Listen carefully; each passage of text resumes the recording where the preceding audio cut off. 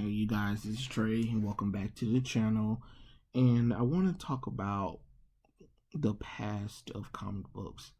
I was watching an interesting video by Comics by Perch, and he talked about how DC and Marvel people, writers and editors, how they kind of don't want to talk about the past of the comic books, which is very interesting because just like Purge, a lot of people talk about more of the past comic books more so than they talk about the last 5 years of comic books. Yeah, there might be a few moments within these 5 years, but for the most part, a lot of fondness comes from the past of the comic books, and it's strange that you have people in Marvel and DC, and they're sitting on a gold mine full of comic books that dates all the way back to the 1930s, and they don't want to release them because of sensibilities or whatever. But it's like, who are you trying to cover this up for who? Because as comic book fans, a lot of comic book fans know how these comics take place. They know that these comic books take place within the 1950s, the 30s, the 60s, 70s, 90s, early odds. So it's funny to find out that, you have these writers and editors that don't want to relive the past. And when Purge said that, that reminds me of probably why we got the New 52. It feels like they were trying to erase all of the negative incantations that came with all of the works of the past, which I find that very strange because, once again, when you're adapting a lot of these books and to shows, video games, and movies, they usually take the past continuity and adapt from there. So it's kind of funny that, we're so worried about being sensible to whoever, maybe it's new readers or whatever, but they use that as their driving force when they're adapting stuff. They don't really use the new stuff because the new stuff doesn't work. You know, why do we look back at the old Superman and the old Batman movies and stuff like that? Because they're classic, because they were a product of their time. And yeah, there might be certain things that happen in those movies that, today it wouldn't be all well received or whatever, but people still love it. It's kind of like when, for instance, Disney wanted to censor Gone with the Wind or never want us to see the Song of the South at all. But it's just like, you're trying to protect who? Who are you trying to protect from it? Because people know when these movies were made. They were made back in the day where, hey, it had slavery in it, like it or not. But why are people so adamant about wanting these movies to be preserved and wanting them to be shown in public? Because it's history. You can't change history. And going back and trying to change history, retcon it, or pretend like it didn't exist because certain people are sensitive to that makes no sense. It's called put your grown up pants on and suck it up, because a lot of comic book fans love old classic stuff. And this is why I'm adamant about DC needing to go back to post crisis, pre New 52, because that is what people like. You say that a lot of people don't like that kind of stuff, yet people do. Even going in comic books today, I see more people buying DC and Marvel's back issues more so than anything. I'm seeing people buying comic books from the early odds backwards, you know? So it's kind of funny that they're trying to do all of this stuff to protect the comic book fans from the errors of those ways or whatever, but the comic book fans love it. Everybody knows about the iconic Invisible Woman 4 suit, which was a hot mess, but it's a classic thing. We all know about Heroes Reborn or whatever. We all remember when the 90s got extreme and everybody got these unnecessary pouches and extreme suits and stuff like that. But it's funny stuff. it is what it is, you know?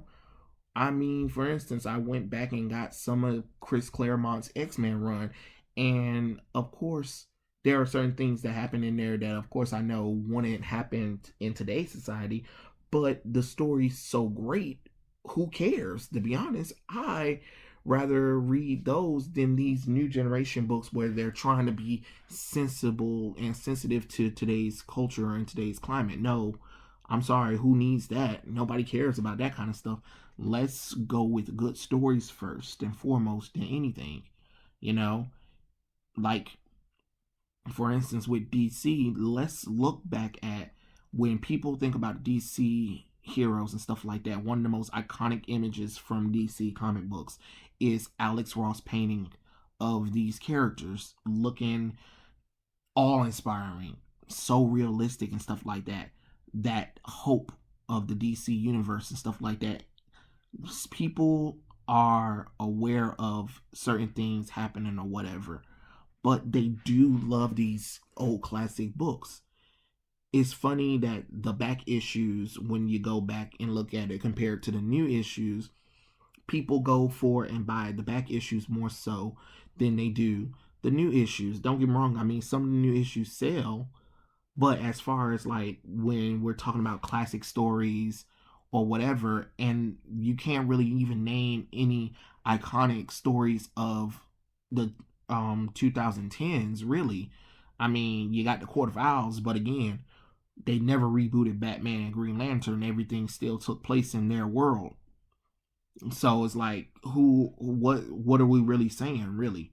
You know, sure, you got the events, but as far as like classic stories coming from these characters and stuff like that, when they go back and they're adapting stuff, they're adapting from the early odds or even the early 1980s and 1990s, to be honest, especially when it comes to Batman and Spider-Man. They're not even adapting their 2000s and after that. They're really going back to their 80s and 90s versions of them.